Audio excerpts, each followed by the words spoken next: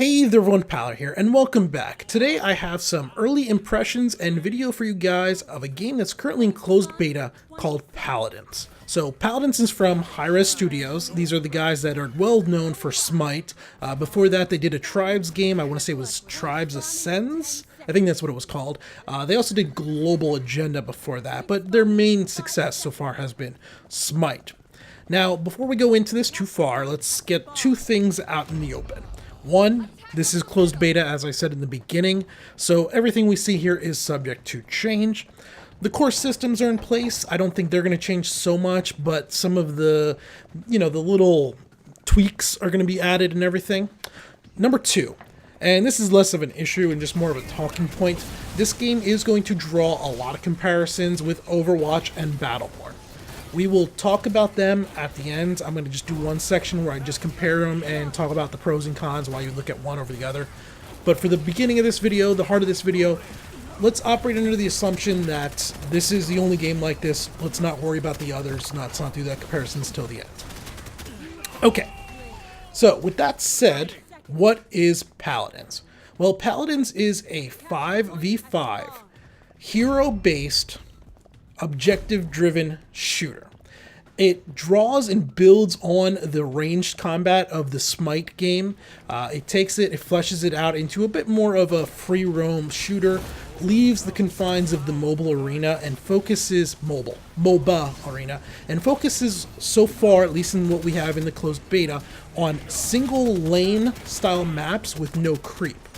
So the way it plays out is the maps are relatively long and linear. And you have a base on either end of the map. And in the center of the map, there's 3 different spawn points, or contested points. These points, at the beginning of the map, one of them randomly becomes active, and both teams ride out and try to capture it.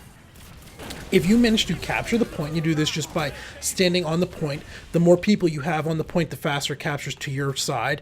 And then if another player, an enemy player gets on it, it cancels out and becomes neutral for that time period. Once it reaches 100%, it spawns a siege engine. The siege engine is this large cannon that is AI driven, and it just drives towards the enemy base. The bases are set up in a way where there's 2 doors. There's a front door and a back door. We'll call it door 1, door 2, and then there's the vault door. The vault door is the final objective that you want to destroy. So the siege engine drives towards the base, gets in front of the first door, and sieges it down. Once the first door is down, it goes to the second door, then the third door just drives right up automatically.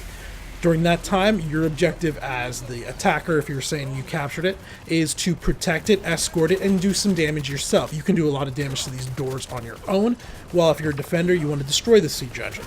Once the siege engine is destroyed, a 30-second timer kicks up. After 30 seconds timers, one of the 3 central capture points becomes active again, randomized. You got to go back, recapture, spawn another siege engine, and move on. Generally, it takes 3 to 4 siege engines to win a single battle going your way. So you get this little back and forth tug of war type effect going on. Due to the fact that the points are back in the center of the map, you have to pull back and leave from the enemy base, allowing them to recuperate and everything and move back forward. Also, the base has some automated defenses. So each door has cannons on it. It's also got walls. It's kind of like a fortress-like effect. While the siege engine is in place in front of these things, they will target down just the siege engine. It works very much like a tower in a MOBA. However, if you attack a player or attack the wall or the door, the turrets won't target you until the siege engine's down. As long as that siege engine's there, it's #1 priority for the turrets 24/7. So what will happen quite often is you'll break through the first wall and your siege engine will be at 1/3 of its health, maybe even 1/4. It'll move on to the second. Well, when it gets to the second wall, it'll very quickly get destroyed. Well, now you and your teammates are inside the enemy base, and this causes those turrets to turn on you, and normally you're going to lose 2 or 3 people before you get back out of the base, sometimes your entire team. So now the other team has the initiative. While your team's respawning, they can run back out and try to capture the next point and spawn their own siege engine. So you get this ebb and flow to the battle. You have to decide, all right, we've got the first door down. Do we want to break off attack and pull back, and then we'll get the next one, or do we want to push forward? Do we think we can take 2 of them? It's a nice little touch. The heroes you play as, or they're paladins, I guess is what they're called, they are fairly basic. They have a standard left click. and that's just going to be your overall primary attack. Depending on your class, you have either longer range or shorter range attacks. The tanks tend to have mainly short range AoE attacks. Then you have archers and snipers with much longer range attacks. All the classes that are in right now, there's no aim down sights. The classes then also have 3 unique abilities unto themselves. So if you're playing as, say, the Sky, who's kind of the sneaky stealth person, her number 3 ability allows her to turn invisible for a little while. Her number 2 ability modifies her primary attack to do poison damage over time. It adds for like 3 seconds, it does poison damage. And her number 1 ability throws down this big AoE bomb that does a whole bunch of damage. The tanks, like if you look at Fernando, his primary ability is like a close range flamethrower. His number 1 ability, I forget what his number 1, oh, it's a big AoE blast. It shoots a big fireball out of the end of it. His number 2 ability is a big large shield that he brings up, a portable shield that he can turn around and deflect bullets with. And his number 3 ability is sort of an escape or an engage. It causes him to charge forward. So you have these 3 abilities on top of your primary attack. Now, the key element to this game that they're really trying to show off and everything is the way you level up is very unique to Paladins from, I think, all of the other games out there.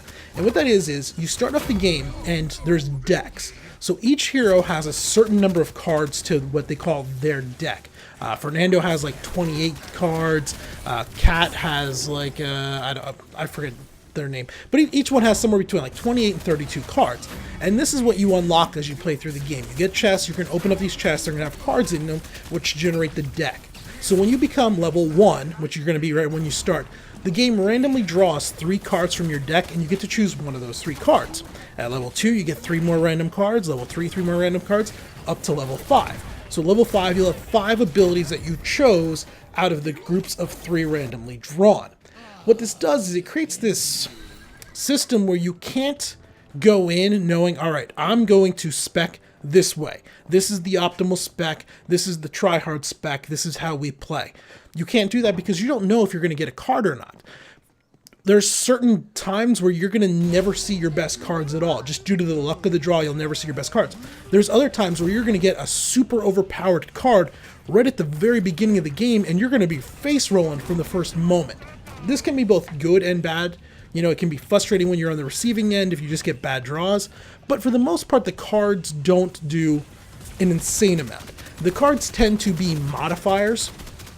So they will modify one of your 3 abilities generally.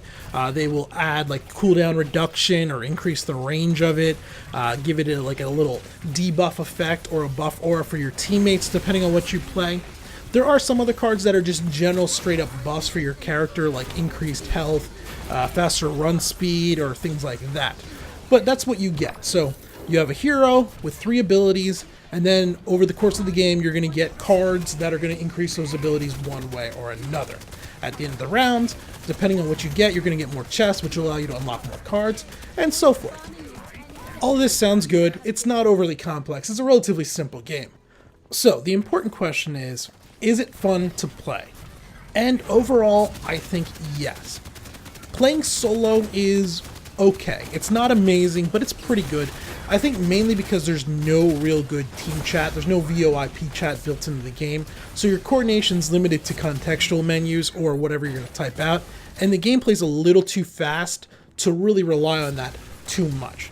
But as soon as you're in a small team that is coordinating over with a TeamSpeak, Ventrilo, or whatever, suddenly the game becomes a lot better. There's actually a surprising amount of strategy, not so much strategy, but coordination, I would say. Working with your team in order to get on a point behind, flank the enemy, decide, okay, we're going to get to the center capture point, that way we can react to either one real fast. We're going to pull off of our siege equipment so we don't get caught into the enemy spawn, or we're going to do this to defend. Once you add in those elements, it becomes really good. The game also does a great job of not stressing kill-death ratio. It's highly objective driven.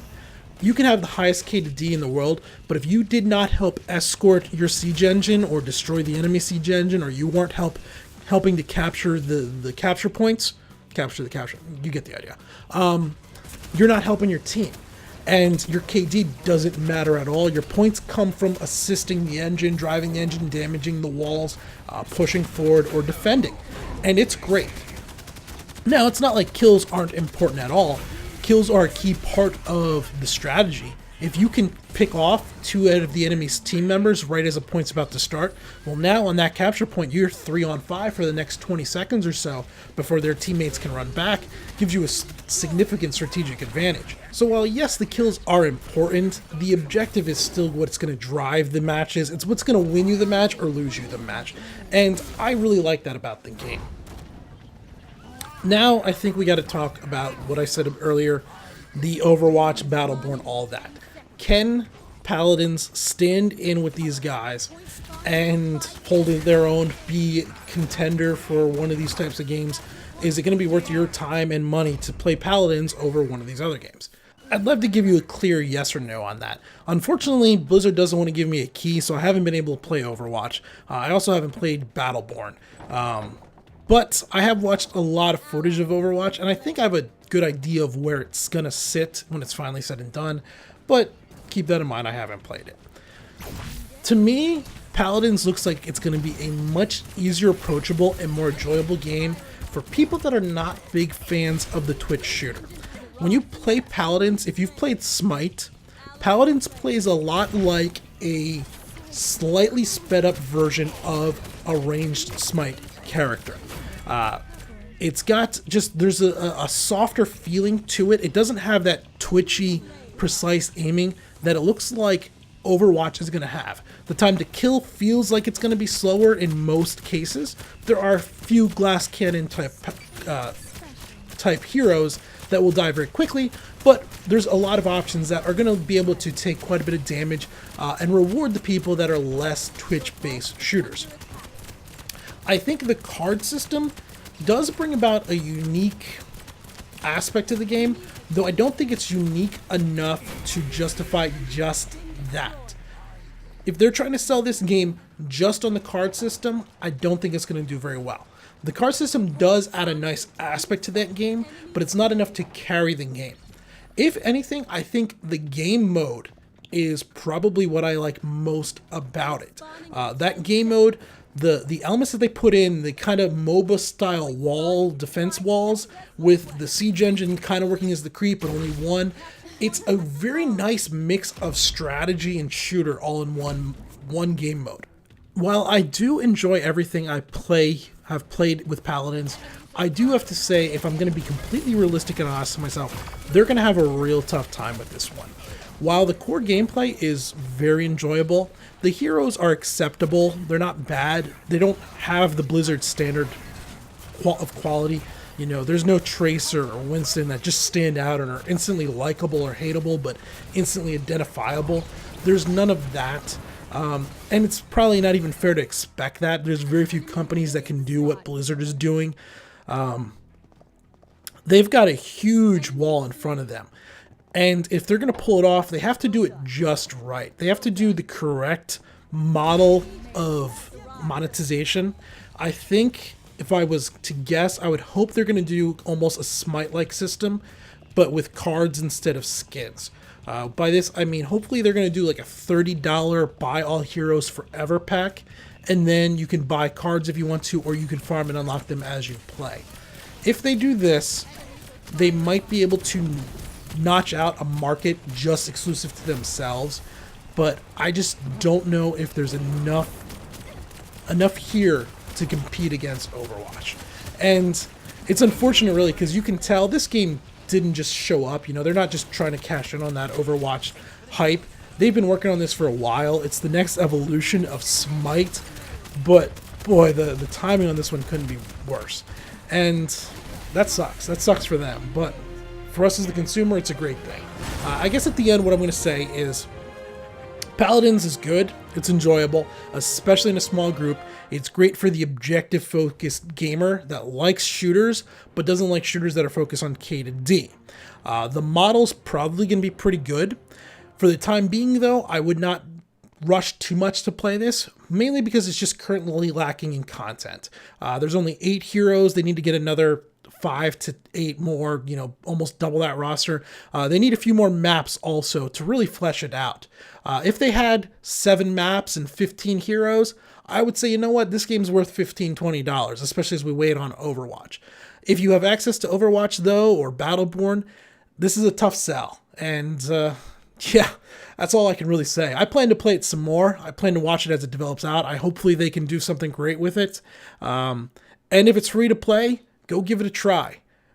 It all depends on how they're going to monetize it. All right, guys. Well, until next time, this has been Paler. Thanks for watching.